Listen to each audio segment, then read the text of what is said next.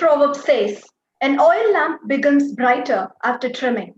A truth becomes clearer after being discussed. With that note, I, Renita Angelin, Assistant Professor, Department of English, enormously gratified to welcome everyone signed in here to this virtual colloquy on From Blending to Bending and Introspection into Modernization and Westernization. The colloquy basically is followed on two key terms that we can see on the title, which is modernization and westernization. It seeks to understand the meaning and significance of these terms in the progress of India in various aspects. It is planned in such a way that it has a balanced and unaffected introspection into the terms. Prayer is the most powerful form of energy one can generate. It supplies us with a flow of sustaining power in our daily life, said Alexis Carrel. Let us begin this event with a prayer song.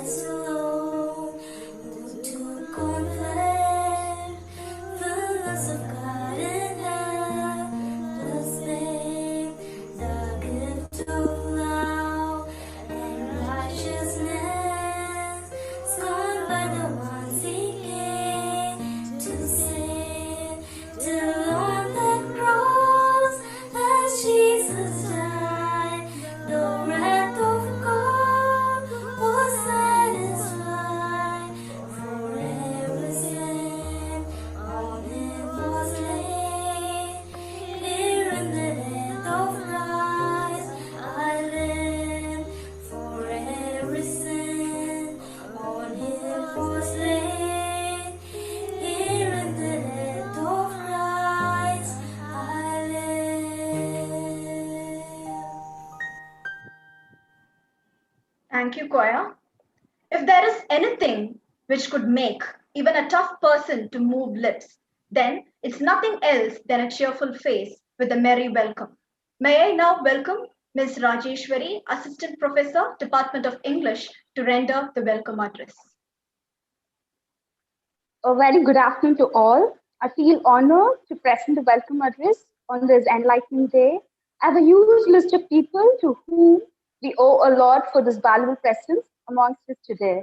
To start with, I'm highly obliged to welcome the chief guest of today, Ms. Aishwarya Grace, who, with her ravishing, pleasant energy, filled me makes a remarkable ambience. I consider it my duty to welcome respected Chairman Chevalier, Dr. N.R. Dhanapalan Sir, Secretary Mr. N.R.D. Prem Kumar Sir, Joint Secretary Dr. P.R.D. Premchand Sir, with a warm note. I'm pleased with the presence of Madam Principal, Dr. Kamala Balakrishnan, and Madam Vice Principal, Mrs. Dr. Solomon, amongst us, and making today's significance. I'm delighted to welcome all the respected heads and faculty members of various departments with whose presence the energy that is needed to run the show generates greatly. Now, I deem it a pleasure to welcome all the 6 participants from different departments who will be driving force for today. And equally, I'm excited to acknowledge all the students who have logged in from diverse departments to watch the program. Before I depart, I would like to read a quote by a spectacular writer, Henry David Thoreau. I know of no encouraging fact than the unquestionable ability of man to elevate his life by a conscious endeavor. I once again extend a hearty welcome to all. Thank you for the opportunity given. Thank you, Rajeshwari ma'am. I'm elated to announce everyone that our newsletter, Insight, issue number 12, is going to be released now on this illuminating occasion.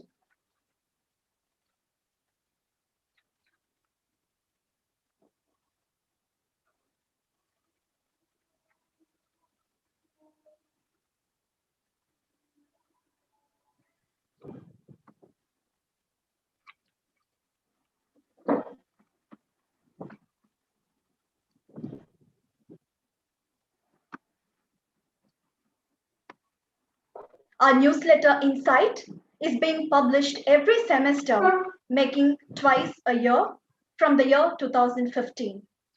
It comprises of articles written by students related to the domain and general facts. We are now having a look at the 12th issue of the newsletter. It's really a proud moment for the Department of English, and we are honored to share this moment with hundreds of people virtually.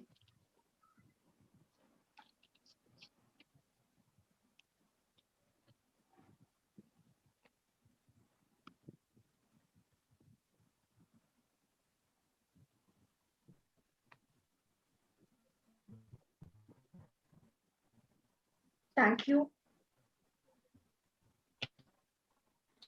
Youngness has always drawn attention, not for its beauty, but for its energy and vibrancy. Now, I invite Ms. Kirtana, Assistant Professor, Department of English, to introduce one such and vibrant lady, Ms. Aishwarya Grace, Chief Speaker for the event to all. Good afternoon, all. I'm privileged to welcome and introduce the chief guest of the day, Ms. Aishwarya Grace, to you all. She is a budding public speaker who has been actively involved in soft skills trainings and seminars for the young aspirants. She has also led a virtual debate for a digital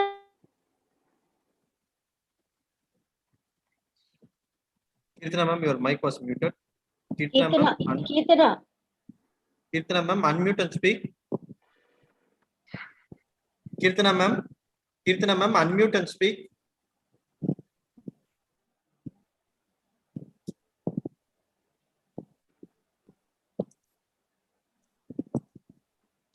Aerospace research.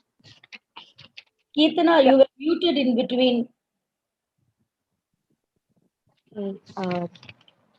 Yeah, okay.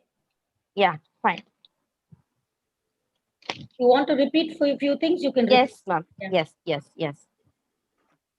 So let me proudly introduce the young lady amongst us to you all. So she is a budding public speaker who has been actively involving in soft skills trainings and seminars for the young aspirants. She has also led a virtual debate for a digital marketing company, We Define Net, during the lockdown. It has had nearly 35 participants. The debate has had the motto of bringing forth the impact of lockdown on education. At present, she is working as HR executive for Caste Systems Software Engineering. She is also a content developer for Aero to Astro Aerospace Research. We are very happy to have Ms. Aishwarya Grace for this new venture of us. On behalf of the management, college, and the department, I once again extend a warm welcome to you. Thank you for the opportunity given. Thank you. Without further ado, I hand over the session now to Mrs. Aishwarya Grace. All right. So good afternoon, all of you. I hope you guys all had lunch, and I can see a lot of smiling and energetic faces as of now. It's really a proud moment to be here, and it is like my first event with a college. Like before, I worked with a lot of companies and all that, but this is my first event with a Ms. Aishwarya. Sorry. Hello. Can you all hear me? Yes, ma'am. Please go ahead, ma'am. Okay, yeah, I think somebody called out my name, so I was like, okay, I was wondering who. Okay, so this is my first event with a college. And I feel prestigious to be here. Thank you to all the dignitaries who put me here, and thank you for inviting me to this auspicious event. So today's topic I hear is about modernization and westernization, which is a very vast topic to cover about, and it has a very thin line of difference. And the fact that you chose this topic is like really amusing to me, because there's a lot of research that has to be put into this topic, and people take it very lightly. They don't use the words correctly. They just like go around with whatever they get. They don't know how to differentiate on these words. But I believe we have a lot of participants on here who is ready to do that for us. So let's begin with our first participant who has to say, talk about Ms. Shamira, who is going to talk about modernization. So would you like to share your views on what you feel about, the word modernization? Good afternoon, everybody. Myself, Shamira, and I'm here to talk from the perspective that mine, and I'm going to talk about modernization. So what is modernization? Shamira, can I stop you there? Sorry, I think your audio is a little bit rough. Can you do a mic check for us? Yeah, now? How is it? Samira, just remove your headphone. There is a problem with your mic. Problem with your headphone.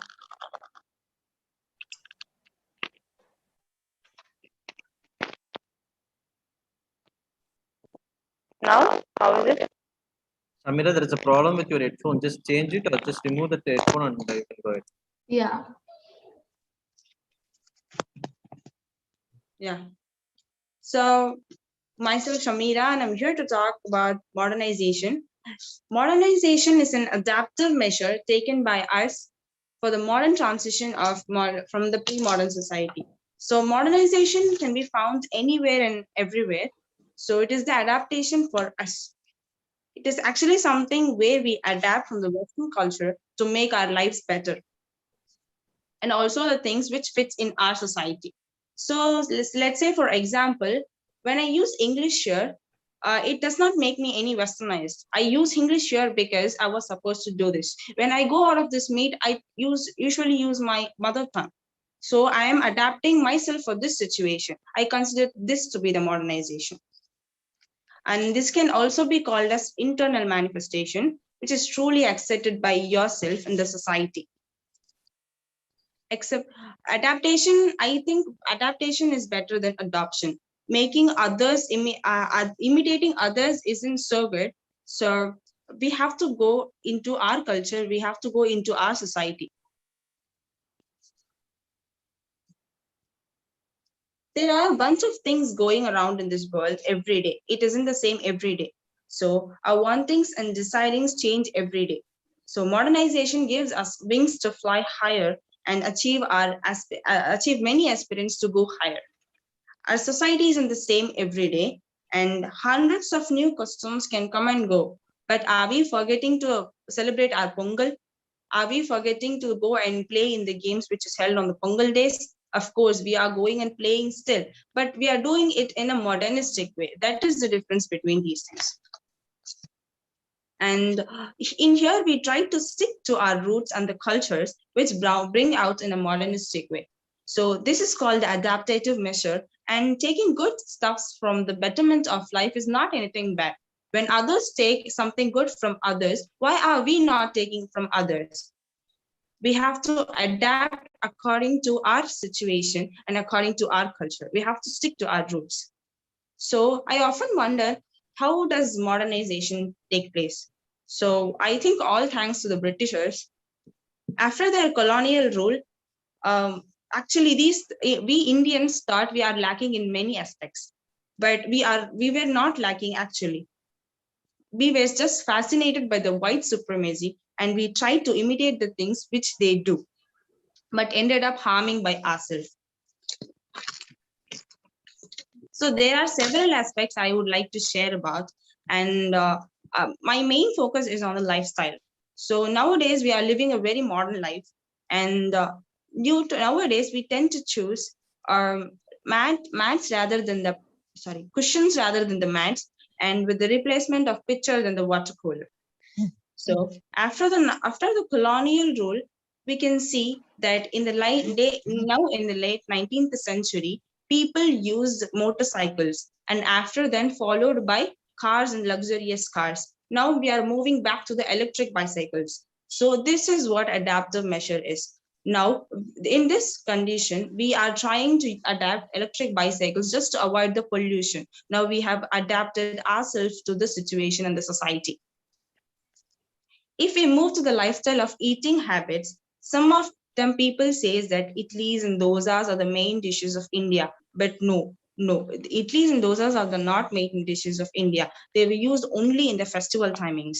And our main dishes were grains and millets. Now these people take in some other way. We people take it in cereals and oats way. There's nothing much difference in that. We are having only it in this like some different shapes and sizes. That's it. Now, moving on to social aspects, I would like to exhibit more about mass media and technology. These two things are like very likely, and these things have really helped us to levitate our standards. So there are among much youngsters in this world who are trying to achieve their good dreams. So this mass media and technology lies as a very big platform for them to achieve their dreams. We could see that in our past, maximum of them are destined to one job. At least, like when they go for their higher secondary school and my primary school, they fix an aim. But nowadays, people tend to explore more through the Instagram, social medias, like more and more things. They explore more things and they go for beyond. They do have 1 or 3 passions into them and they go behind that, which I think personally is satisfied to that soul, which the soul particularly which is going ahead. And nowadays, the youngsters, we are very lucky for the modernization and has personally helped me in many ways to achieve many more things.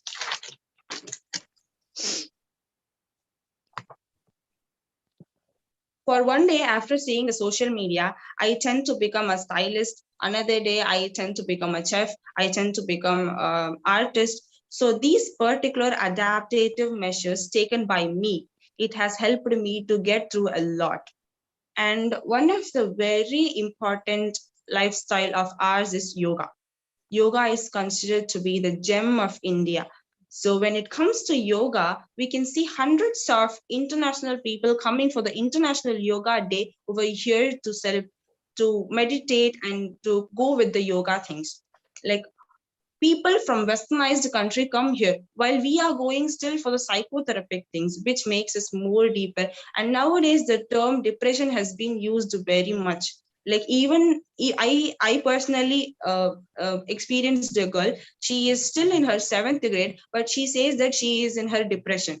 So these things are relating to also for the mass media. We have to adapt what is necessary and what is not. We have to figure it out and filter it out in modernization. Modernization does the same. In modernization, we adapt. We don't adopt, we adapt the things which is perfect for us. When we, in economical aspects, we can see that the barter system has played a very big role. And for barter system has replaced with the paper money. So in barter system, we exchange the goods for goods.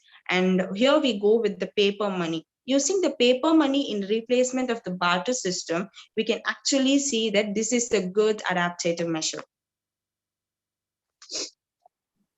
In this modernization process, scientific knowledge is introduced in ultimate purpose of achieving a better and understanding life, satisfactory life in the broadest sense of the term accepted by our society. So the things accepted by our society can be moved ahead for the modernization. This is it. Thank you. All right. You've given us a very vast explanation of what modernization is. But then you put a few points relating to adaptation and adoption, right? So could you tell me the difference between adaptation and adoption exactly? Yeah, so adaptation is something which we adapt according to our contemporary situation, which suits us. Adoption is something taking it completely. Okay. Yeah, so adaptation, what you mean is adaptation is based on your needs. So if you have to take something in, only when you have the need to do it, you will take it. Otherwise, you don't need it. So you will not take it. So adaptation is according to the needs of a person, and adoption is whether you need it or you don't need it. You just have to, you cannot exclude any factor from it. If you're considering, let's say if you're considering a food, let's just say you're considering an idli. Even if adoption is something where you take the entire idli, even if you don't want it. All right. If you're only in the mind to eat half an idli, you take the entire thing inside, because that is called adoption. You cannot exclude anything from it. But adaptation is according to your need. All right. So the question I have is that, do you think the factor modernization gives you a chance, gives you an option to adapt instead of adopt now in today's day? Do you Yes, think of that course. the society? Yes. Even now I can say I use English here because it was said so. So I'm adapting the language according to my needs. No, what you're doing now is adoption. If you were to adapt, you would be talking in your own language, right? To your needs. You want to put forth your ideas in different languages according to the country you live in. So what you're doing now is adoption. I'm asking you, like, let's just drop down this topic and go to a vast area of other categories. All right. If you were to, for example, do you have the option to adapt instead of adopting? Let's say education. Did you have an option to adapt instead of adopt? Yes, we do have the options to adapt. We can adapt do you according. Get my question? All right. Are you still speaking? Because are you still speaking? Because I just heard your voice break. It's fine. It's fine. Tell me. So yeah, we do have the option of adapting in our education as well, I think. Because I personally took my second language as Hindi. So which I think that is like an adaptation. So you were given a choice. Yes, I was given a choice. Okay. So yeah. So thank you, Shamira. So I'm just gonna carry on with the points you said. Right. So when you talk to me about adaptation and adoption on the topic of modernization, it reminded me of something. I hope you all know Charles Darwin, the biologist. Yeah. Charles Darwin. This is the guy who, this is the person who formulated the evolution theory. The evolution theory has one basic point that says survival of the fittest. Yeah. All right. So survival of the fittest. Yeah. Survival of the fittest means, let me put it down into an illustration. For example, earlier days there were a lot of pests on plants and crops. We were not able to control them, because instead of, we knew that using chemicals might harm the crops, in turn which will harm the person who's consuming it. So we stopped. Earlier days we did not have many chemical products, so we didn't use on. So the lifespan of a pest on a crop was small. They would either get destroyed due to natural calamities or any other factor. If the soil was very, had a high pH value, the pests might be infected, and it had a natural lifespan. But nowadays, since the crops are being sprayed with a lot of pesticides, right? These insects, they had to survive that. They cannot just die. All right, they had to survive. It's in every single species. That instinct is in every single species. When put forth obstacle, all you want to do is by instinct to cross it. You wouldn't just back off from it. You would at least try. So what the pests did is that when the pesticide, when there was an increase of chemicals on the crops, the pest started fighting against it. So slowly, the stronger the chemicals became, the stronger the survival of the insects became too. They started resisting the pesticides. So they were able to survive in their habitat even when pesticides were sprayed on them. All right. So modernization is a concept like that. Even when you are put forth to, modernization is something we look up to. If I can dress myself normally and say I'm modern, it is up to me, because I have this standard of modernization. Somebody's standard of modernization may be here. For me, it's here. And I think this is my standard. So somebody else is superseding me, then that is when I will try to go to their point. You understand, just like the pests I talked about, right? So if the rate of the chemical is high, I try to survive that. So when somebody else is modernizing above me, superseding me, then that is when I'll try to go to their level. So yeah, that is the points I grabbed from your speech. It was very nice. It was very amusing. Thank you for bringing me those points up there. And further on, we will, I have a few questions that we'll have to discuss all together. Further on, we'll discuss about that. All right. Yeah. Thank you so much, Shamira. Thank you so much. It was very enlightening. Thank you. You're glad you liked it. So yeah, I loved it. I didn't like it. I loved it. Yeah. So the other one, let's go on the westernization topic for now. So can I call upon Mr. Timothy to talk about that? Talk about westernization. Yeah, very good afternoon to everyone who are present in this virtual platform. So I'm Timothy from 3rd B English, and I would like to share the perspective or walk through you to the topic which I've been given to speak today. The topic is westernization. So when I went and searched the definition of the word westernization, I came up with this definition where the Google states that westernization is the adoption of the practice and culture of Western Europe by societies and countries in other parts of the world. So today we stand in some corner of the world wearing jeans and a t-shirt. We totally cannot disapprove of westernization. So on my perspective, westernization is often regarded as an ongoing process of globalization. On a broader note, people across the world, they try to adapt cultural practices of other countries for enhancement or to enrich their lives. So from where does this westernization begin? So the westernization began with the traders and colonizers and missionaries from the Western world. And it became prevalent with colonization, and it still continues to be a significant cultural phenomenon. When we talk about westernization, it occurs in different levels. In levels like we can take the aspects of like technology, ideologies, and values. For me, the term westernization, I find it like it's ethically neutral. So it doesn't carry a value of good or bad, to be honest. So when we see westernization in Indian society, during the British rule of during the British rule, the acceptance of Western elements was not appreciated by the Indians formally. It was not appreciated by the Indians formally, but the social reformers and activists, they tried to introduce some radical changes into a society by adopting the Western ideas and ideologies.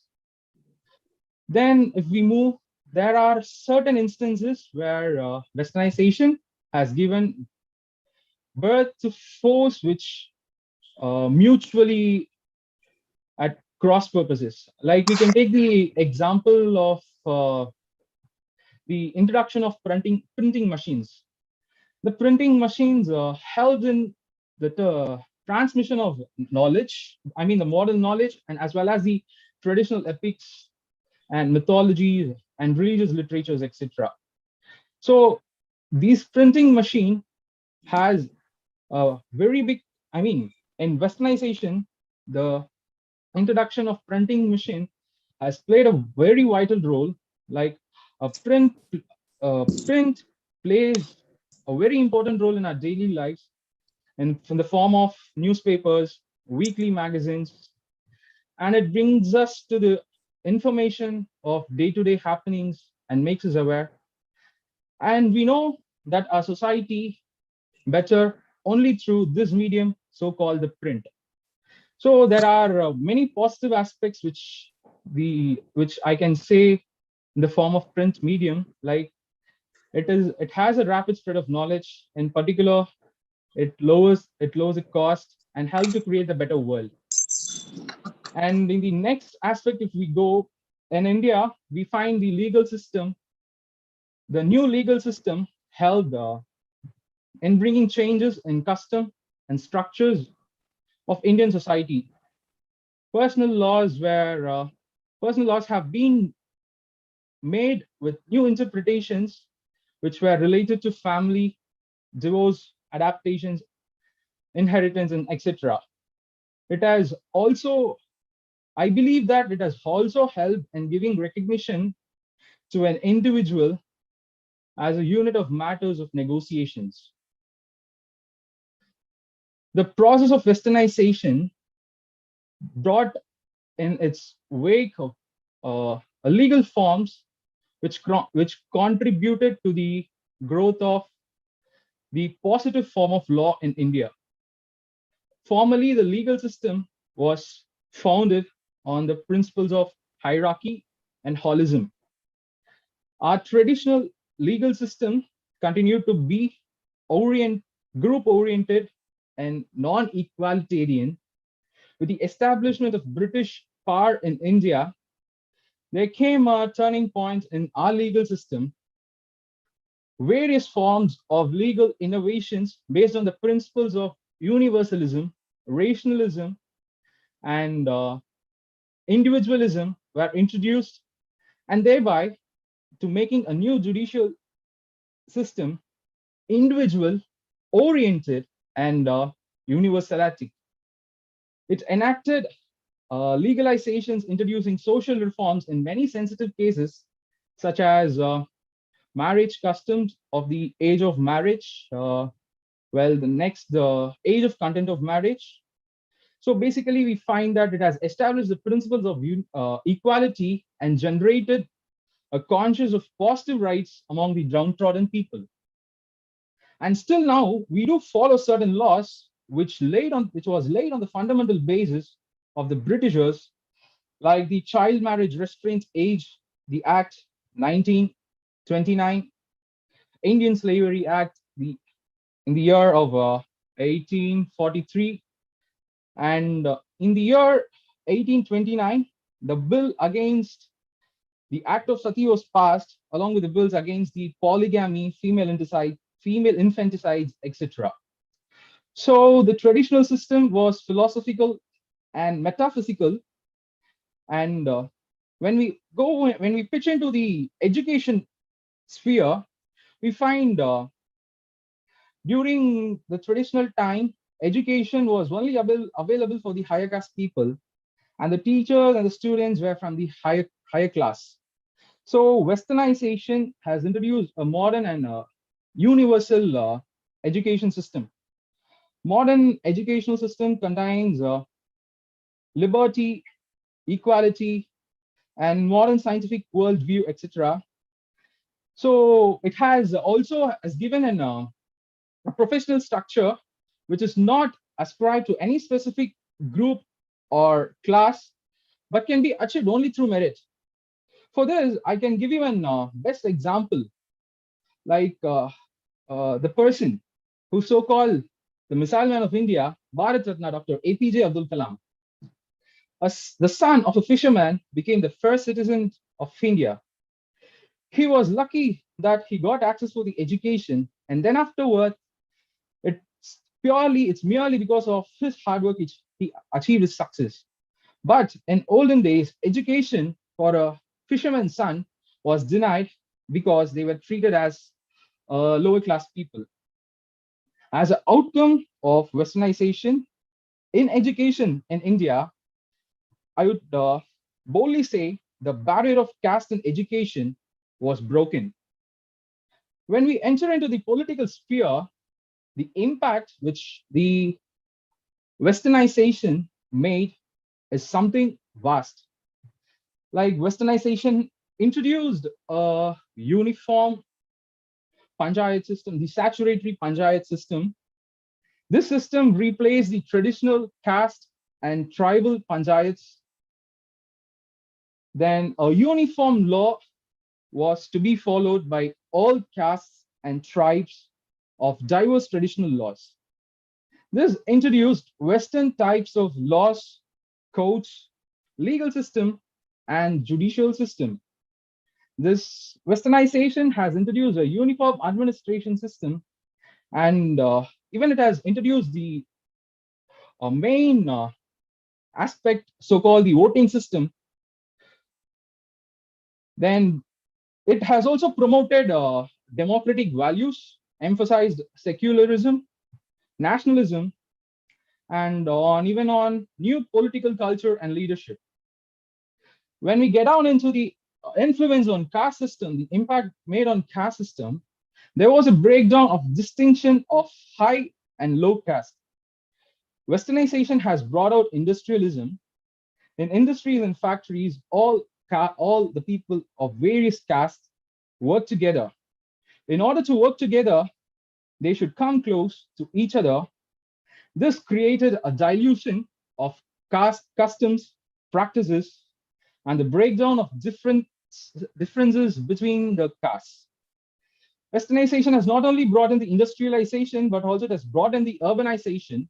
Industrial expansions had much impact in creating new townships.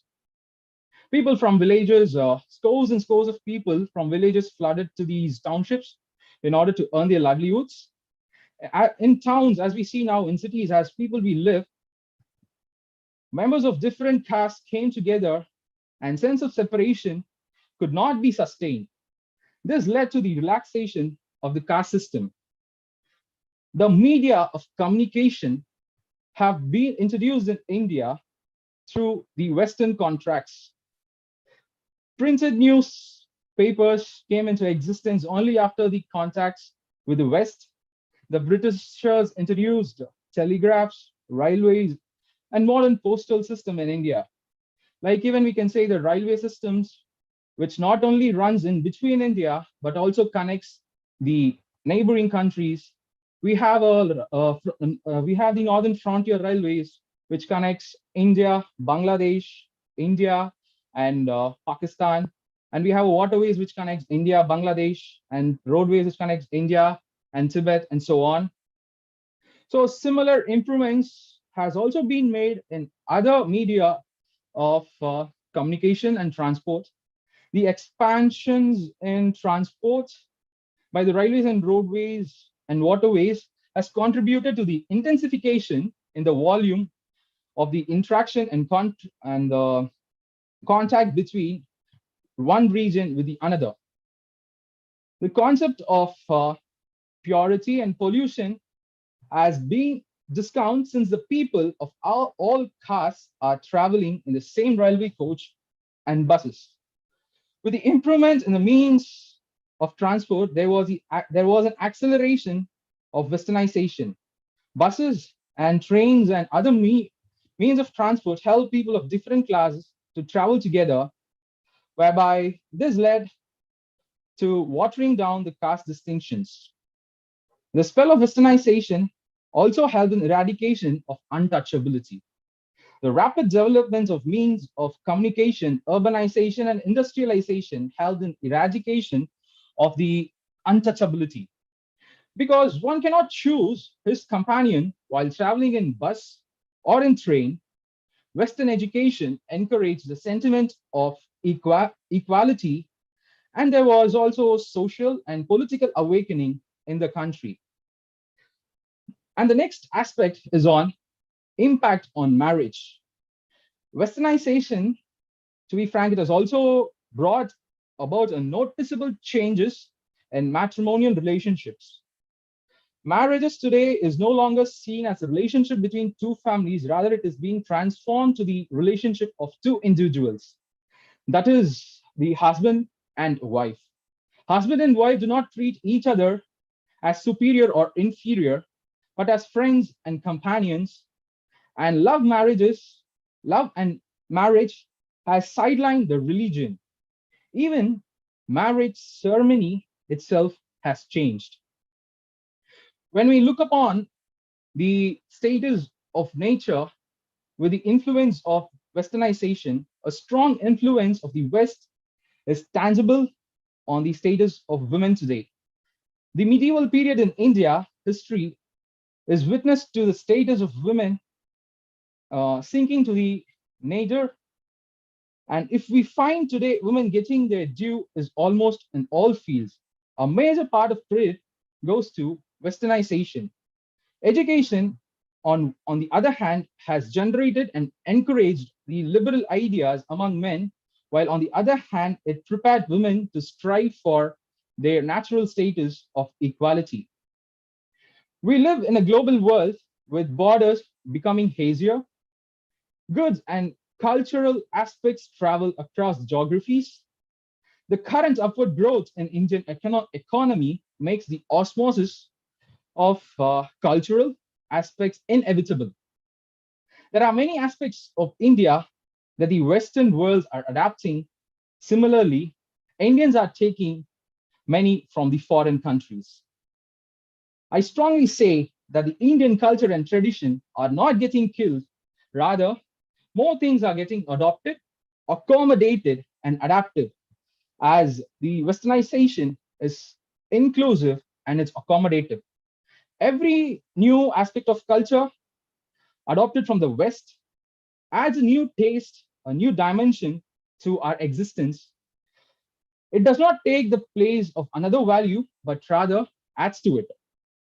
Good aspects from various cultures are added to the already heady mix, catering to a hither to unexplored taste. Undesirable traditions and cultures aspects will be discarded, whether they are Indian or foreign. The valuable ones will be retained and consolidated. This is a process of evolution. It also makes the Indian experience rich and merrier. Moreover, it has sustained since it has been able to make many things foreign and make them its own. And external winds are blowing and will blow. They'll bring some things of value and probably away some lesser value, but the Indian culture can surely make itself. Thank you. All right, that was a very detailed structure on what Westernization is, and looks like you kind of dived into everything that is there that's with India. So you mentioned a lot of stuff, and I do want to ask certain questions about certain stuff, right? It can be anybody who's answering, all right? It doesn't have to be Timothy himself, but anybody else can answer too.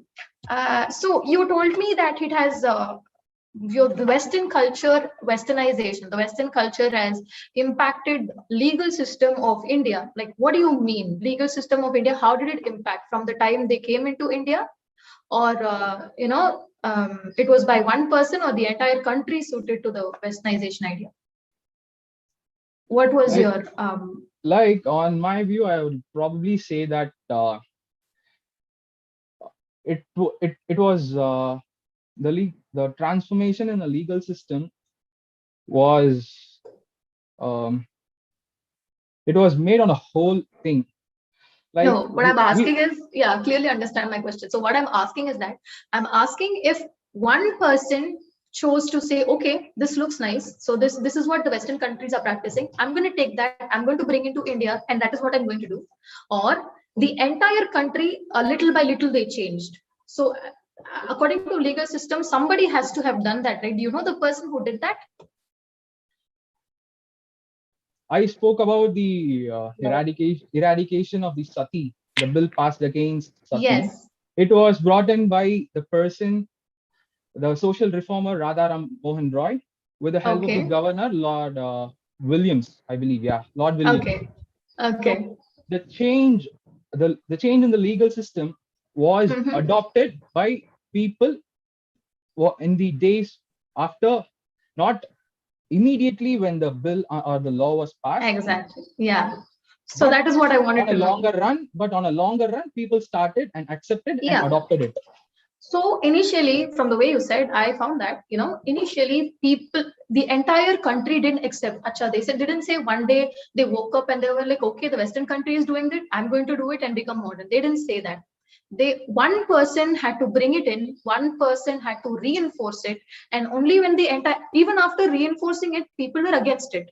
They didn't accept that. Certain part of the country, they didn't accept that. They were totally against it, and they kept rebelling against those laws. But at some point, only when they saw everybody was doing it, everybody was adjusting to it, and there is something called, psychologically speaking, there is something called the bystander effect. Okay, to illustrate that, I would say, have you seen sheep? Group of sheep. This is like not just to Timothy, to the entire group, right? So the sheep, what it does is, if one sheep goes in front of the line, the entire crowd follows it back. So even if it falls off a cliff, if one sheep decides to fall off a cliff, the entire team will fall off the cliff. They wouldn't know why they're doing it for. All right. So this is what we need in terms of Westernization. Earlier, from the time you were talking about the earlier times when the British was in India, right? So earlier times, somebody had to tell them that this was a good way.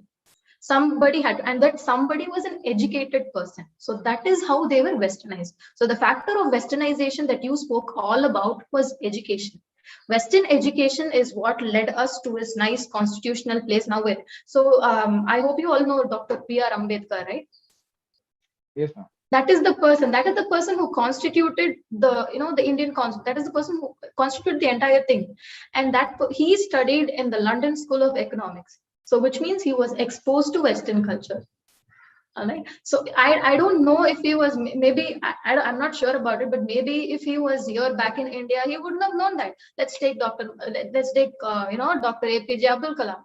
Like he was exposed to Western culture in order to imbibe the qualities and bring it back to India. He was telling us this is working for them. Why don't we make it work for us? If they can do it, we can do it too. And let's take another person. Let's take Mahatma Gandhi, right? Mahatma Gandhi also went to a place called South Africa for his studies and all. See, that is the thing. He went to South America and he studied.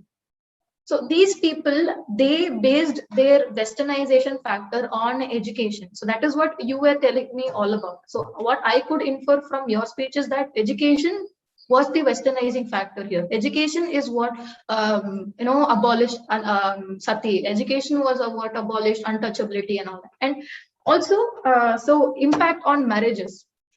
So let's just, it's a funny topic to actually talk about, because a lot of people are still against it. How many of you date here? Not to be rude, just to give a ballpark, I would say, what, 2-3 of you? I don't know. Dating is still not accepted in the society because it's a Western idea. Western idea, to me, Westernization and modernization is in a continuum. Westernization is only a small part of modernization. So it starts with Westernization, and that is when it becomes modern. Only when you accept the modernization factor will you go for the Westernization factor. For example, if I'm accepting the fact that I can date, all right, I can date a person, and if I accept the fact, only then I will know, okay, I'm in a modernized world, I'm in a modern society. If I don't accept the fact that I can date or anybody else around me can date, I am not living a modern life. I cannot call myself a modern person because I'm still in my own old beliefs. I still believe arranged marriage is good for everybody, but no. I hope you all saw this recent message on YouTube or Instagram, on social media pages. Something really cruel happened in Delhi. Right, this husband and wife, the husband started stabbing the wife in the middle of the road, and nobody cared for it. The reason for the guy to stab the wife was because she wanted to go to work, she wanted to become a career woman, but then the husband didn't accept that. So do you think that this Westernization factor is being accepted by all? Again, see, that is the very thin line here. Before, when Shamira spoke, this is the same question I asked her. Do you think modernization, do you have an option to adapt? And here, do you think Westernization is being accepted? Even though we talk volumes and volumes about how to be modern and how to be Western and all that, do you think it's accepted in India? Let's like be specific about it. To be specific, in certain cases, it's been accepted. Yeah. And can you tell me the statistics of the certain cases? What percentage do you think it's acceptable? Probably around 40 to 50% people 40. are accepting. Yeah. Do you like the fact that it's 40 to 50%? Yeah, I would like. Do you want it to stay at the 40-50%, or do you want it to increase? Like, my motive is it should be increased. Like, as Yes. I mentioned, it's an ongoing process. So the progression must be there. Yeah. And who do you think the provision is? Provision, There is our grandparents, there's our parents, and there's us, all right, and the next generation to come. So who do you think, which walk of life do you think is a provision for this to happen? Maybe it will be starting from our generation. Exactly. So it is up to us to make this common. Like, Yes. It is up to us to make this happen. So, I'd like to end my point with that. It was really nice So points. like even here in this point, I would like to quote Mahatma Gandhi's quote where he has mentioned, like, be the change that you want to see. So I would like to be the change. That's it. Exactly. And how many of you here would like to be it's easy to speak. Exactly. Actions speak louder than words. Like it differs from people to people, person to person. Yeah. Yeah. So this is a question for all. How do you think that we can ask people to accept Western factors? See, other stuff like, let's say buying a popcorn online. So you could just go tell people, put ads and say Amazon popcorn is available. You can buy popcorn from us, all kinds of ads. But how do you think we can tell people about this? Can anybody answer?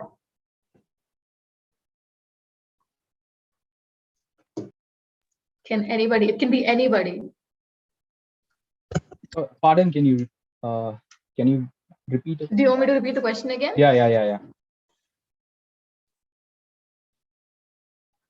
Okay, so I'm asking So what I said is that I was asking you to sell Westernization as a factor. I wanted to sell it.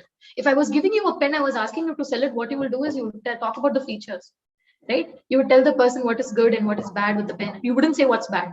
Definitely, you wouldn't say that because they won't buy it. And how would you sell the Westernization factor to a person who is completely against it? Let's say our grandparents, and let's take the topic dating. How would you sell it to the person? How would you sell it to them saying this is good for life?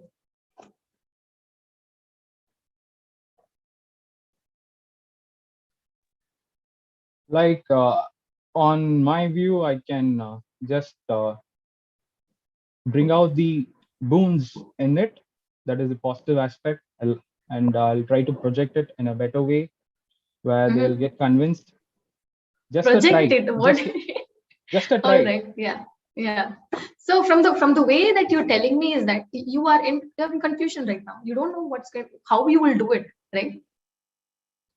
Aren't you in confusion? Similar, yeah. Yeah, it's really hard. It's exactly like that. So what we cannot convince other people to Westernize. Just like you said, change starts with you. Only when you believe that you can do that, only then the future generation, you cannot. It's like very impossible for you to change the previous generation. But then you can be the change and improve the other generation. So it is when you should use Westernization factors as your advantage, to your advantage. And then, for example, let's say TikTok, all right? So TikTok is an app where you just go there and you put yourself out on the stage, you talk, you just laugh, you make all sort of stuff. But then using it to your advantage and using it as a disadvantage is two different things. The trends that are happening on TikTok, there's this famous trend called the skull baking trend. I don't know if you guys know that. Skull breaking trend is like two persons stand like next to each other, and then one person stands in between. If one person jumps, the other two people they'll sweep his legs off, so he falls to his back. And imagine the impact the skull will suffer if it hits on the floor. One person has actually died in America because of this trend.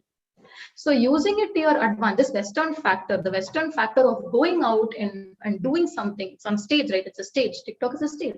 Going out and doing something on a stage should be an advantage instead of a disadvantage. So only when we start now, we should start now saying all these kind of, negative stuff should not be done. We should put a barrier to that. We should draw a boundary for ourselves so we can use this to our advantage.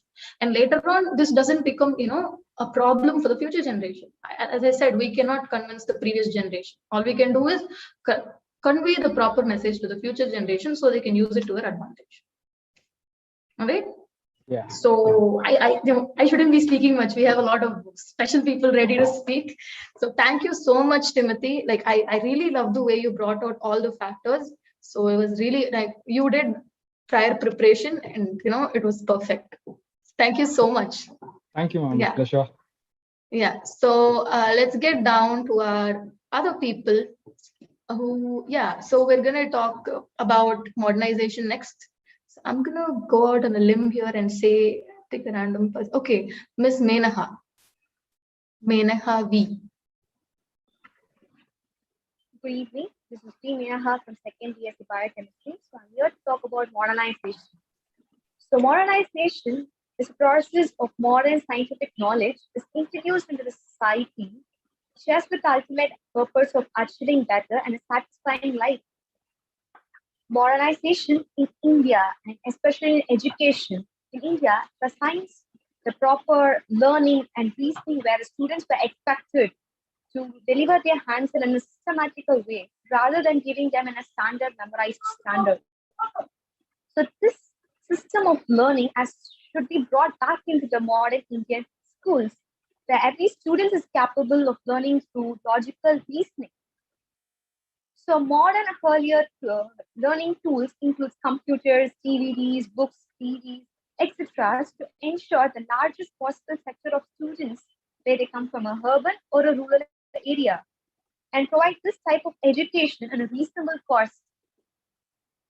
So teachers with enthusiasm and capacity to learn more, to learn new methods, need to be employed in the rural areas. And now online classes are well in trend. Because of this, the syllabus are not changed. The way of teaching have been changed. So this is modernization. The syllabus and learning materials are everything same, but you're taking it in a modern standard. And a modern education system should provide access to think, develop knowledge, and knowledge to wisdom to differentiate what is right, what is wrong. And this leads to economical development. And this leads to a no single difference between a urban or a rural area. So modern education should be dharma, a way of life for every child, irrespective of their background. Whether they come from a urban or a remote areas, it is not, irrespective of their background, or they come from a very low caste. It is not like that. Giving them an education at a reasonable cost. This is all achieved through modernization. Modernization is that we are not taking any Western culture and Western syllabus here. We are just following our own syllabus, but it is taken in a modern term. That's it. Modernization in education is my next aspect. So modernization is in medicine is that affordability and quality. There is an increase in availability of a trained medical profession across the nation. For example, let's take NEET. The expansion itself is that National Eligibility Entrance Test. So is this that the candidate just after the 12th degree or 12th class, they are able to get the eligibility, they know the knowledge to become a trained medical profession. So this is also modernization. We are taking students with a trained knowledge, eligibility. So this is also achieved by modernization. And another one is that with the main aim of making India as a global healthcare hub. The governments are providing reduced tax on medicine. So you don't get any tax on medicine. That's really achieved by modernization. It's that we are promoting Ayurveda, Siddharth. So these are the activities or these are the medicines that were followed by our ancestors. They're giving the same medicine at affordable and a quality range. So we are not following any Western cultures here. It was all about Ayurveda and Siddha. So at recent time in COVID-19, so you can see before discovering of vaccination, everyone were following turmeric, ginger. These are all oriented from our India. So these were exported to the foreign country. So this is modernization. We are not following any Western. We are just following our own culture. So next is telemedicine. Telemedicine is one of the fast emerging sector in India with the involvement of certain hospitals like Apollo, AIIMS, etc. So these telemedicines make them, we can see the growth considering about a medical facility in rural areas. So it gives you same facility, hospital facilities, just like whatever the luxury people here get. You will get the same hospital facility in a urban area too, rural area too. Will aid support in a low-cost consideration and diagnosis facility to remote areas. So you will get the same facility what the luxury peoples are getting right here. You will get the same diagnosis, but in a lower cost. So this is also achieved by modernization. And next is mobile-based health delivery. So Medulins aims to reach the emergency situation throughout the nation with this hub-based model for booking an ambulance and other emergency services. So you can't wait for hospital ambulance to reach you. So just by this hub, you can book an ambulance and it will reach you very soon. And whatever emergency services, you can book by this delivery, this hub-based model.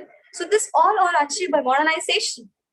And one more aspect is that modernization in children growth. Modernization in children growth, present generation, which is commonly called as 2K kids.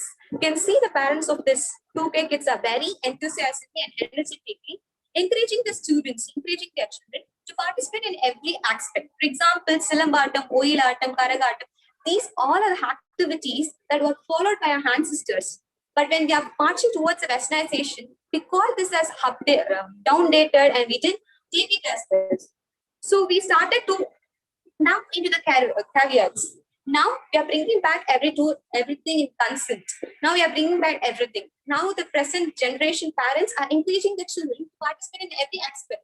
So this is what modernization. So we are taking our ancestors' thing and developing it, upgrading it in modern version and inculcating it to the children. That's it. That's what modernization. It's not adapting a Western culture, Western activities. It's not like that. It's just taking an ancestor thing in a modern way, upgraded way, and we are inculcating into the children. That's my opinion about modernization. Thank you. All right, that was on point. You just said what you had to say, and then you were like, take it or leave it. All right, that was really amazing, Menaka. Actually, what Menaka said was on point. See, this is what I was trying to tell you. Westernization and modernization, there's a very thin difference between them. And the fact, whatever you consider modern is what is modern. You don't have to look up to the people in the north and copy and then say that is modern. Whatever you think is modern is modern. So that is what she said. She said, Indian medicine, developing Indian medicine to a considerable level where we consider it modern, that is where I draw the line. That is where it becomes modern. That is what modernization is. We don't have to bring other factors into it, and then we don't have to consider other people's opinions according to when it comes to modernization. Yeah, actually, you were very on point. Like I would say, it was like very crisp and concise. All right, thank you so much for that, Menaka. So yeah, who's up next? Sorry, I just randomly called you out. I think there was an order here, and then I wasn't supposed to do that. But okay, so next we have Subhashri K for Westernization. Yeah. Yes, ma'am. Okay, go on. Good afternoon, everybody. My name is K. Subhashri. I am from first year BCom here. Today, all of us gathered for the topic Westernization versus modernization. I stands for Westernization. First of all, we have to know what is meant by Westernization.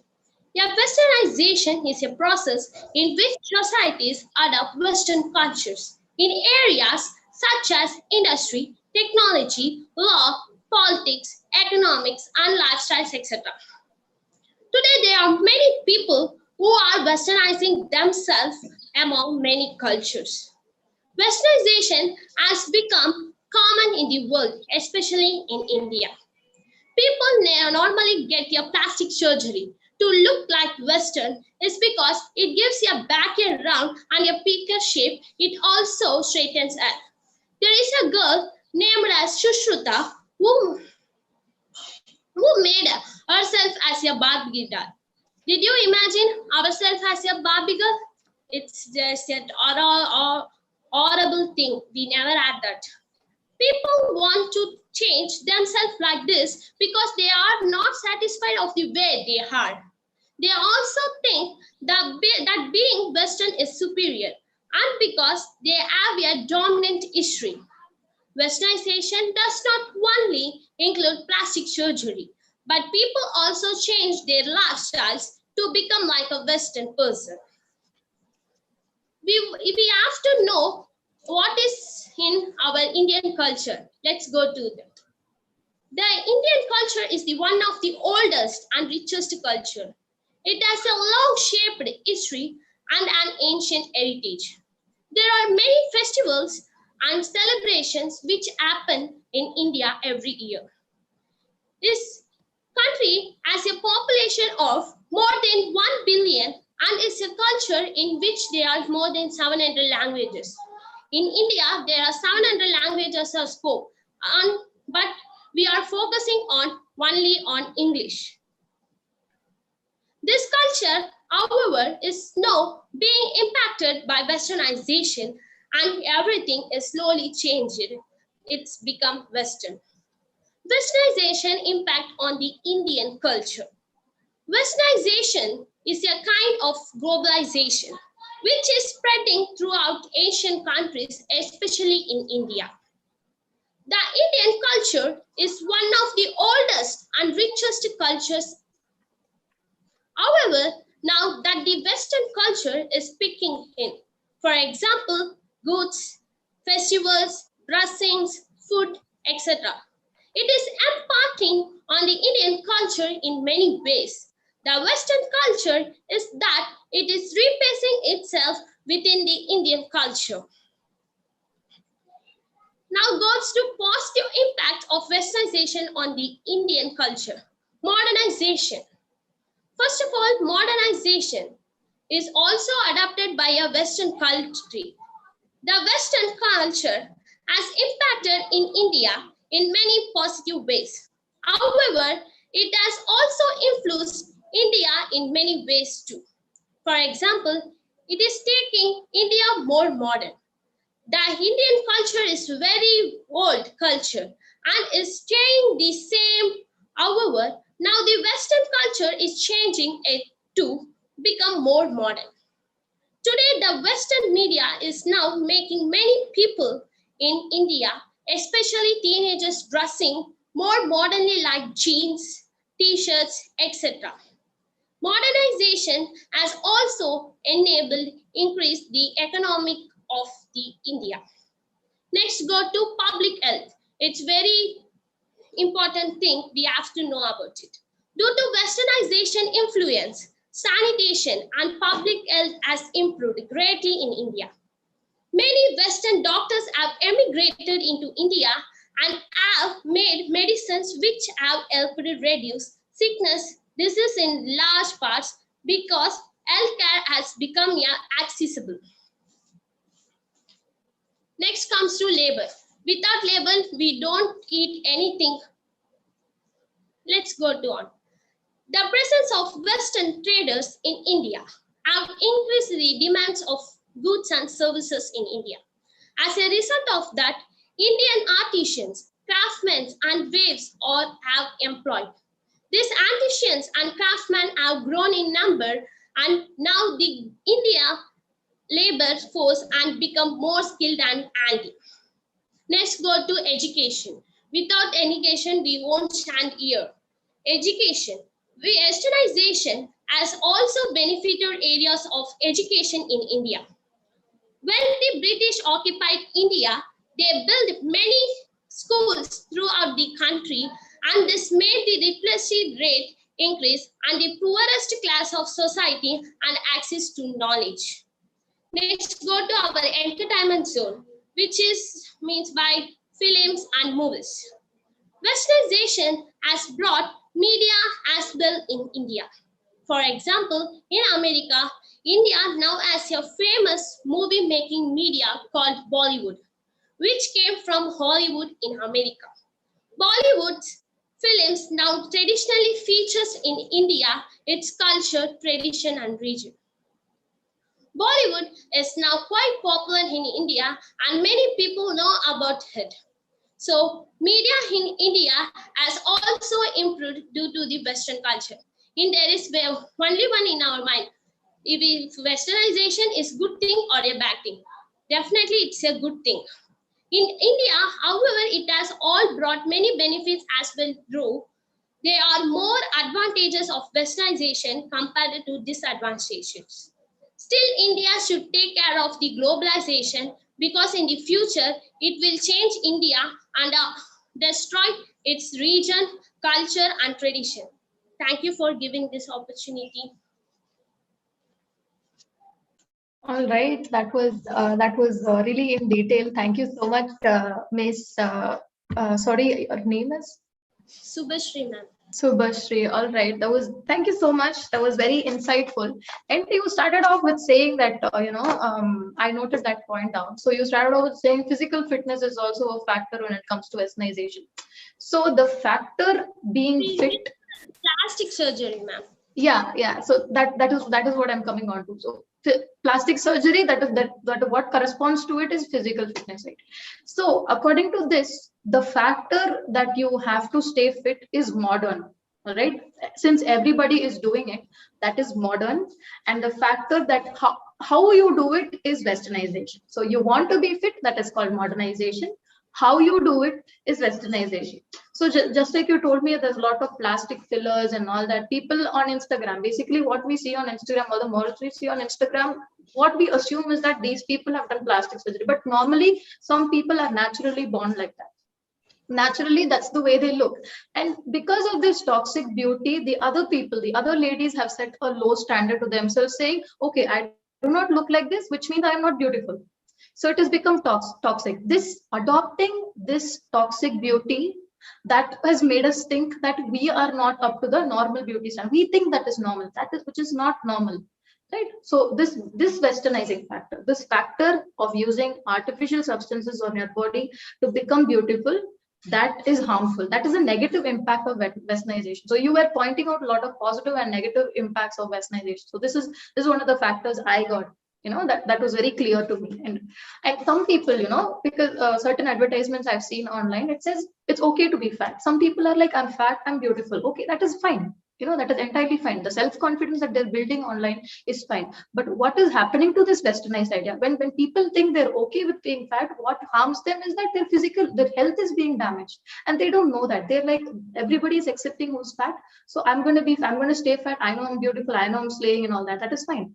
But as long as you take some action, you should be able to understand what is happening. They are trying to tell you you're confident. Okay, stay confident. But then outside this Westernizing factor, what you have to do is you have to actually start working out for it. Right? You have to shape the factors according to your needs. So what I said in the beginning, adaptation. You take only what you need from the factor. You just don't grab everything. All right. If you want to look like the beauty on Instagram, you just start using toxic beauty standards. But you don't want to do that. What you start doing is you do something else. So that's one of the factors I got from the physical fitness you were talking about, which is like a really nice point to put out. And thank you so much. It was very nice. You were on the flow, on point. Thank you so much. Thank you. All right. So, yeah. So next up, I think we have. Okay. So speaking on modernization, we have Miss Angeline Jabasalvi. Come on up. The stage is yours, Miss Angeline.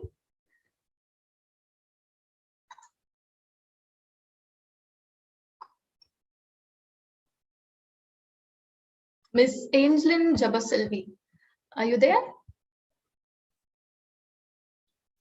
Actually, there's a little bit of time consistency, so you guys have to be quick responding. Are you there?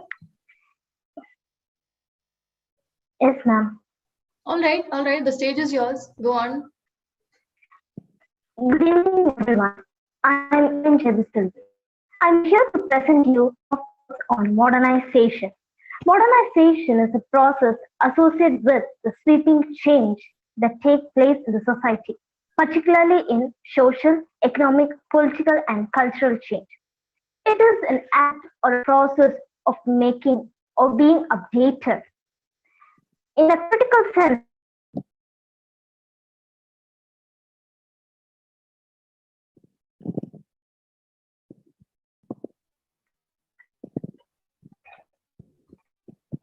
sense, we can say that modernization requires a new structure. Must occur capable of adopting continuously stage. The success of modernization depends on the ability of the society. I'm sorry to stop you there, but I think we cannot hear you properly. Can anybody else hear her properly? Is everybody hearing her properly? No, it's breaking out. It's muffled. Yeah, it's buffered. Okay, can you please check your connection once again, Jabasalvi, before we continue, because we can hear only parts of what you're speaking. Now it's clear, ma'am. Okay, still not better. It's okay. It's okay. Take 5 minutes. Check if something's wrong and come back.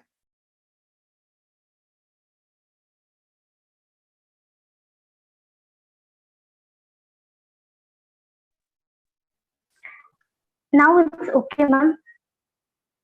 A little better, but still your voice is breaking up. I cannot hear you.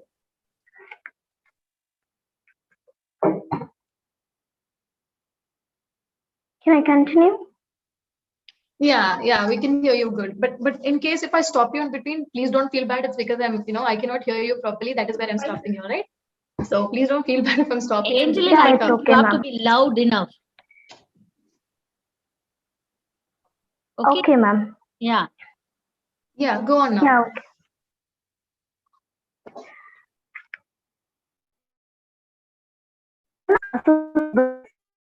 That took place in the society, particularly in social, economic, political, and cultural change. It is an act or process of making or becoming updated. In the surrounding world, we tend to come across many new things. For us, it is really important to keep on updating in the surrounding world. In a critical sense, modernization one day requires a relative stable new structure, but it accepts that society must acquire capability of adopting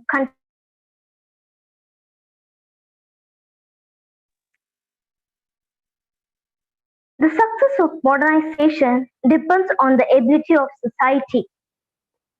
The term modernization is broader or a complex term.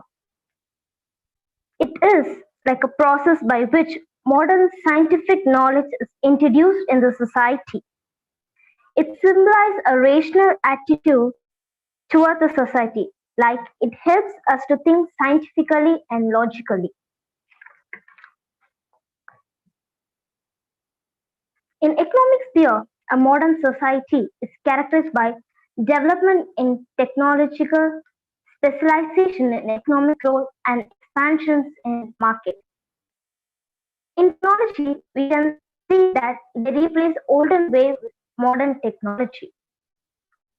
And this has been followed in a systematic way. This is the sign of modernization.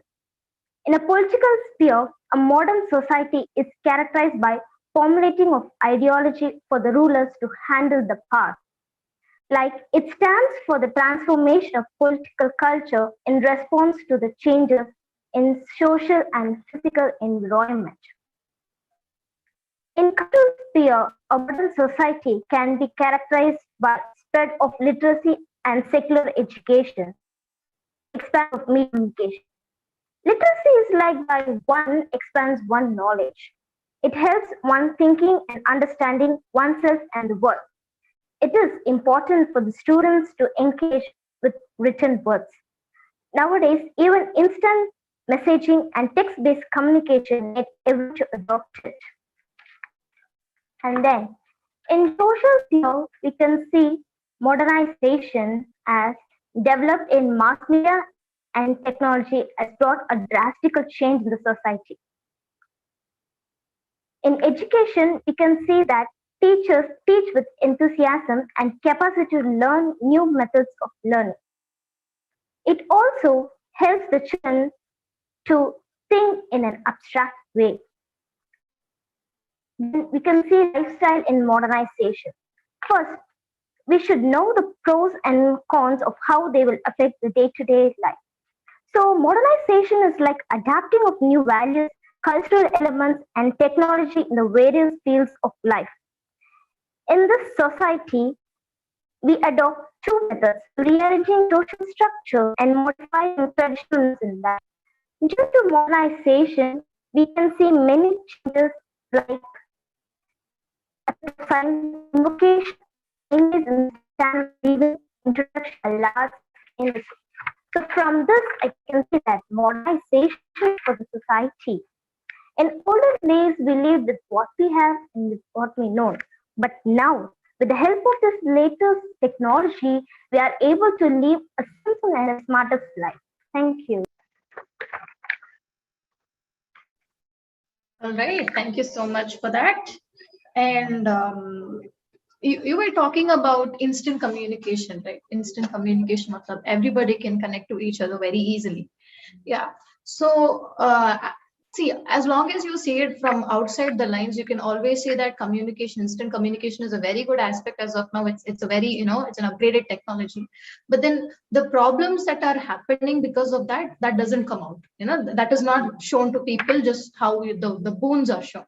Right. So for example, a person just social life for a person is very important. Social life of a person determines how they survive.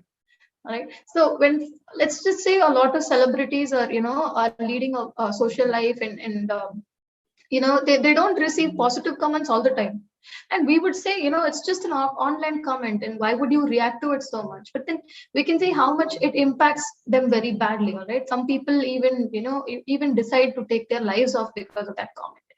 And there are a lot of K-pop. I know you're all familiar with the term K-pop, right? Korean pop. Yeah. So like you're big huge fans, I know.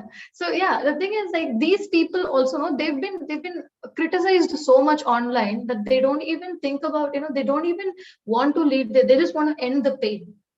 And because of this communication, when somebody is actually coming to you saying, I am not feeling good, I want to talk, I just want to vent out, I'm not feeling good, and the texting, no, you wouldn't know the tone of speech. When somebody is telling you I'm angry, when you meet them in person, you'll know how angry they are. But when they're texting you, you wouldn't know that. So when the tone of speech goes missing, you don't know how much the person is suffering. When they tell you that they want to talk to you, and you'll be like, okay, go on, talk. You wouldn't know what's happening behind. Right? So some people, emotional support can never be provided through online communication. That was one of the basic, that is one of the, what could I say? That's like the biggest threat that you can talk about online chat platforms. You cannot help the person. It's just, you can just talk to them. If there's anything you need to say, you can tell them, but you cannot extend emotional support as you do normally in person. So modernization, when looking at from the modernization side, it's a very good technology. Yes, the technology has developed very much, but there's no point in it. There's no point in it if you cannot help people using that. There's no point in it if you cannot, extend a helping hand. If somebody wants to end it, like you cannot help them online. You have to go meet them, stay in person, talk to them, and make them feel better. So that is one of the points I wanted to put forward. So this is one of the disadvantages of being modernized. All right. Okay. So I think we're cutting down to the last speaker. Okay. So we have Miss Bakiradi on Westernization. The stage is yours. Go on. The opponents of this process have always tried to vilify Westernization as poor imitation. This is a famous quote of Orhan Pamuk. Good morning, everyone. Sorry, good afternoon, everyone. This is Bhagirathi from first year BSc Microbiology. I'm going to open up my views on Westernization. What actually is Westernization is? My teammates have already told you in detail about Westernization, so let me go in short. Westernization is adoption of Western culture in aspects such as tradition, technology, politics, economics, lifestyles, etc. In general, Westernization is external manifestation. We can also call Westernization as effect of globalization in developing countries. Westernization in India is the result of British rule. Britishers have introduced us many new technologies, for example, printing presses. Railways were also introduced by Britishers. Let me remind you of the Industrial Revolution or the IT Revolution. It all began from the West countries, namely Britain, Germany, and US. Technological innovations synonymous with development has always been West-centric. Why? It's because of the soaring freedom to imagine, which is supported by greater individual freedom to explain or express. Let's talk about the state of women after Westernization. Equal Pay Act was passed. Women were paid as equally as men. Abortions were legalized. Although modernization means development while preserving our own culture, when these cultures go against the very foundation of human rights, why should such practices be encouraged? For example, sati, child marriage, wearing hijab, gender bias as few practices. Modernization with these would be like adding oil to the fire. Let us compare the education system of US and in India. In India, you can get into a top-rated educational system just by bookish knowledge, which is suffice to fetch marks. Whereas in US, they teach you how to build your skills, open your mind and free and pursue whatever you decide to.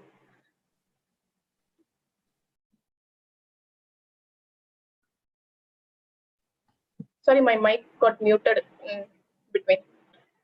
On the other hand, in India, almost every Desi parent wants you to have a degree in engineering, or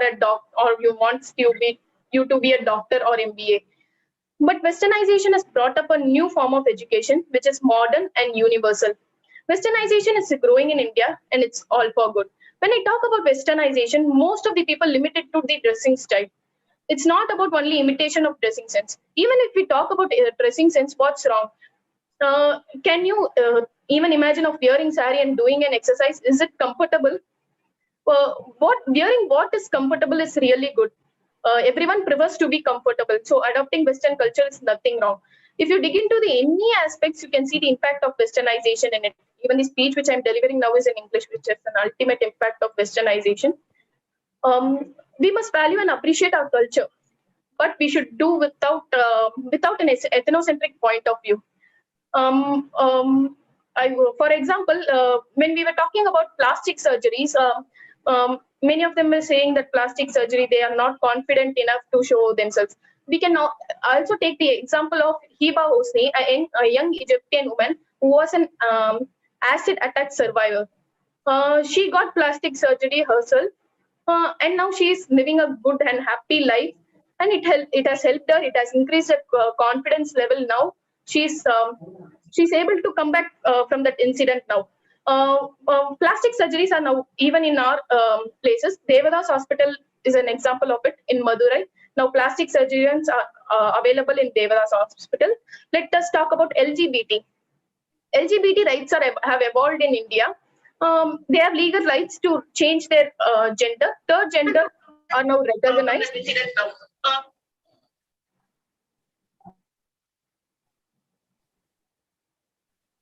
Sorry. Continue, Bhagirathi. Third genders are now recognized. Adoption of one LGBT person is also now recognized in India. So I would like to conclude my speech by saying that we can keep our hands open for all the good things that's being brought up by Westernization. Thank you. All right. So see, now I like the way you spoke. You know why? Because you were debating on topics that other people brought in. Right. So you were talking about the person who was talking about medicine, that is Meenaka, right? And the other person, Subhashri, who was talking about plastic surgery. You got that points out. You know, it was really interesting to know what your views are on the same topics. So yeah, so you told me that you know, just like you said, based on what Subhashri also said, NEET is like an eligibility test. Right. So if you want to clear the eligibility test, you should have been provided the right kind of education to clear it. And if you are not provided the kind of education that then you shouldn't expect us to just pass NEET and become doctors, right? So the basic, the Westernization factor for education is missing. As we were discussing about it when Timothy spoke, we were talking about how Dr. Ambedkar, APJ Abdul Kalam, everybody were exposed to Western education. That is when their life took an upgrade. This is one of the most important factors. Just like you said, it's not just about clothes. The very important factor for Westernization is education. That is when you open your minds, you become broad-minded, and then you can see things clearly. So yeah, I think all of us have completed this, and our time constraint, we've already reached the time of our end. Thank you so much, Bhagirathi, for your views on it. So to say, I just want to say one point in close. To say, let's take the working sector. The working sector is divided into 3 revolutions, all right? The industrial revolution, first is the industrial revolution, and then is the information revolution, and finally is the digital revolution. So the industrial revolution is when our grandparents were, okay? That is the workforce our grandparents were. So these people, they didn't care if the bosses shouted at them, abused them, or ill-treated them, because that was the era when bosses were always right. So this is the era where we earned money for survival. It was not for standard of living or luxury. It was for survival. They gave birth to children. They needed money for survival, to eat, food, clothing, shelter, everything, only the basic stuff. So they went to work. So that was the industrial revolution. So the Western aspect of this industrial revolution would be survival. All right, and let's see how this Western aspect turned into modernization after like each generation went by. So this Western aspect, we're carrying it on forward to making it modern. How? So the next revolution generation is the information generation, which will be our parents. All right, so our parents, they had basic stuff. They had food, shelter, and clothing, and now they were working for the standard of living. House EMI, car EMI, and all that, electricity bills and all that. So all of these necessities, this was the information. They already had their survival stuff taken care of. All they wanted to do was, upgrade their life to a minimum standard, not too much, but then up to a minimum standard where it's like acceptable to the entire society, the middle class. All right. So this is when loyalty reduced. How would I say loyalty is reduced? Before, in our grandparents' side, there was no loyalty because you just go to a place, you start working there, you stay there forever. You don't think about quitting the job, even if the person abuses you, because you had nowhere else to go. Nobody was giving out jobs like, you cannot just change job. But here, since there was something called the standard of living, people started changing jobs. You weren't giving me the nice salary. Okay, I'll go to a next job. It's okay, I can go search. That is how our parents lived. Okay, they wanted to change jobs, they can change jobs. So next comes our generation in the work sector. So our generation is called the digital generation, the digital sector. So what happens is that we are looking for a job that gives us luxury, that gives us a reason to stay. All right. So we're not just working for money. The basic necessities were taken care of by my grandparents. So the survival, the standard of living, all the extra stuff, the fancy clothes, the education, everything was given to me by my parents. So what am I looking for now? What do I have to do? I have to luxurify my life. I have to live my life lusciously, right? So what I start looking for is a reason to stay. If I get engaged with the workplace, I wouldn't say quarrel or anything. I would leave the job because I don't care. I have people who can give me jobs. I can even create my own company, man. That is what's happening right now, right? Everybody is CEOs.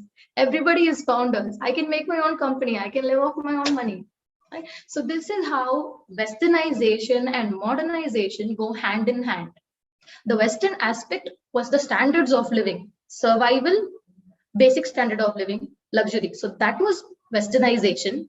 And then the modern aspect of this was the growth of technology. So my grandparents worked in a factory, a manufacturing factory. My parents worked in a normal, a profession and all that. And I am working from home at my own luxury. So this is modernization. And the above factor, the standard of living, was Westernization. So this is how I would say Westernization and modernization is in a continuum. So it goes hand in hand. So my final question is to all of you, just one question. My final question is, be it Westernization or modernization, what do you think India should adopt? What is good for India?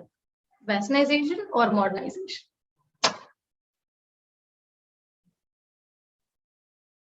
Anybody? So this is like the final question. So I'm giving it to you guys. It's not like, it's not if this should be the one or that should be the one. I'm asking which is good for the country. What is good for our country? What our country needs the most? Can anybody? Shamira, Timothy, all of you guys spoke. I think modernization can go well. Yeah. Exactly. How would you justify your answer? Because we have the roots in it. We have our own roots in it.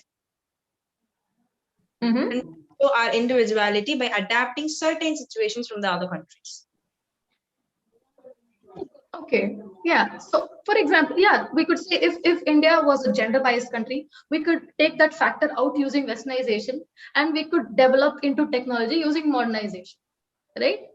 So we could take the gender bias. For example, if we're facing a gender bias issue, using the Westernizing factor, we could say the other people, the Western people, are not using the gender bias factor. So we'll throw out the gender bias factor, and what we'll do is we'll create more jobs for women, so that there's an equilibrium. So that way we're modernized. We're doing both. We're doing Westernization and modernization. So what we're focusing on more is modernization. I think we are more filtering it out. Exactly. Yeah. Nice to hear that somebody got the answer. Do you guys agree with me, like all of you? Yes. Ma'am, the modernization which is adapted by Westernization, ma'am. Modernization is also adapted by a Westernization. Part of Westernization. Which our opposite participants have spoken about it. It's that also is what we are adapting certain situations from the other. Exactly, Subhashri. Shamira.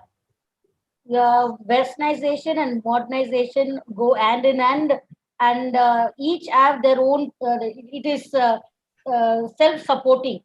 They support each other. Without Westernization, there's no modernization, and without modernization, there's no Westernization. Because of Westernization, we come to get to know the modernization.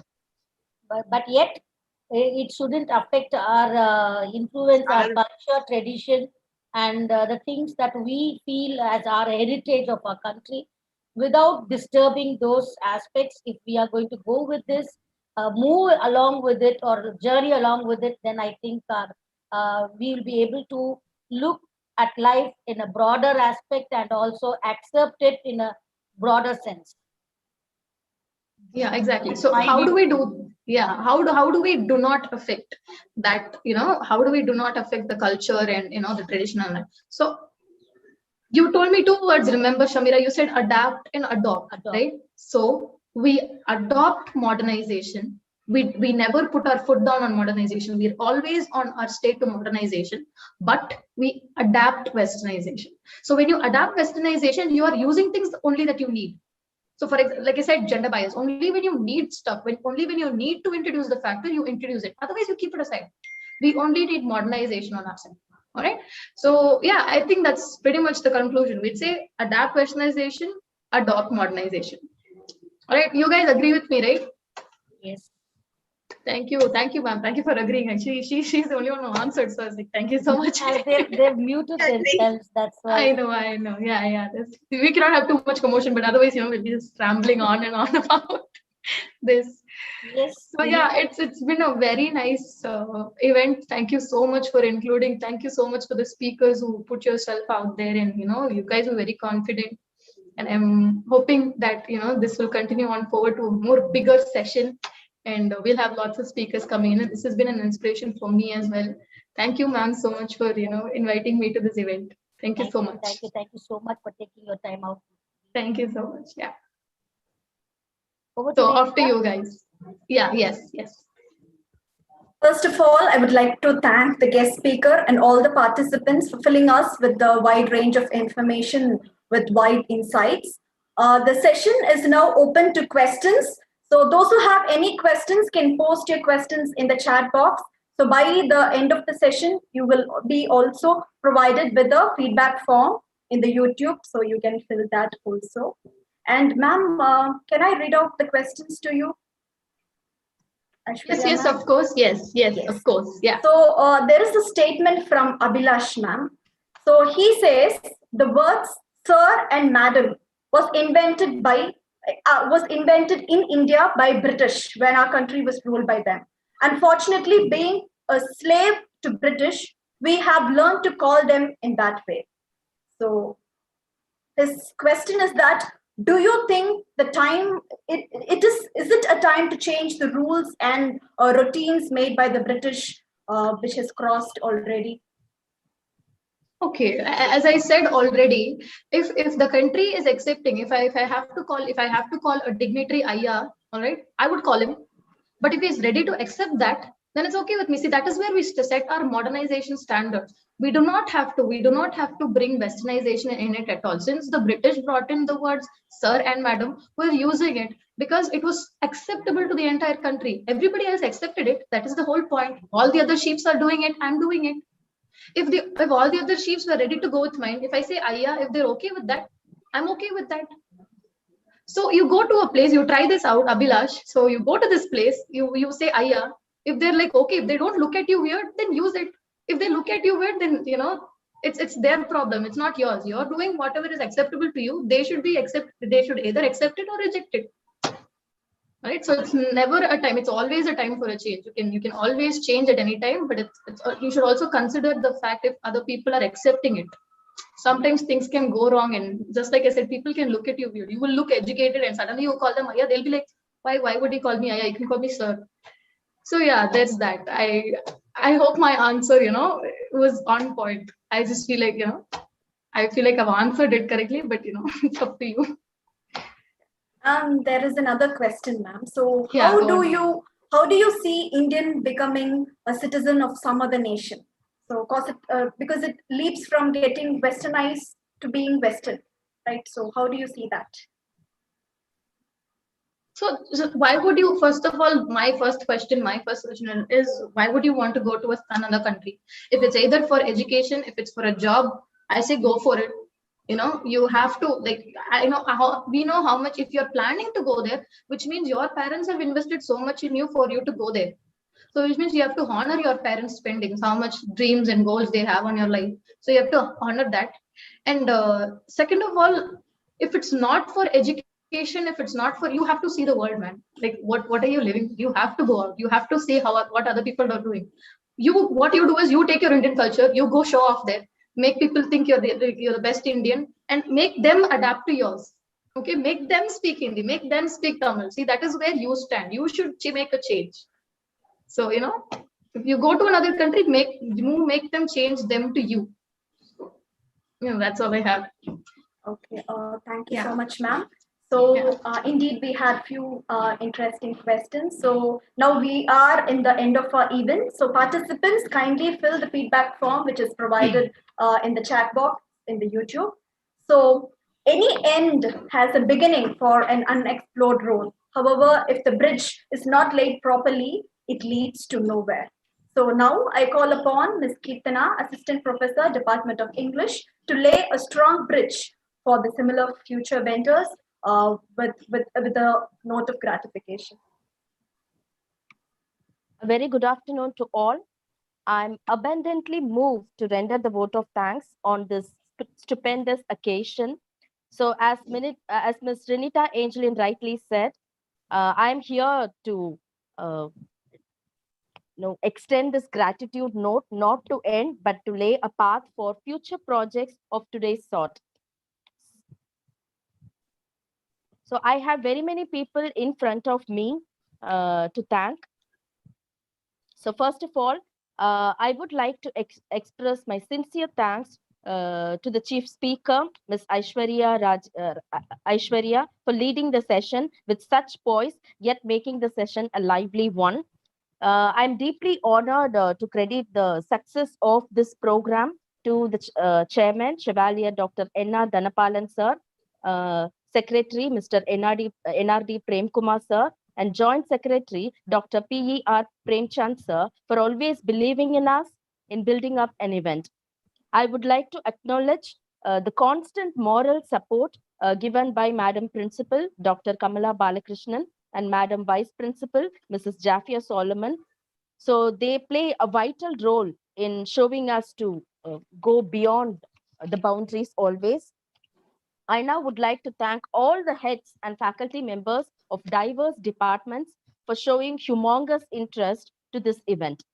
I have come to that crucial point where I am extremely delighted to acknowledge the tireless efforts taken by all the participants without whose inputs the program wouldn't have been productive. I must also thank all the students who have logged in to watch this program in such great number.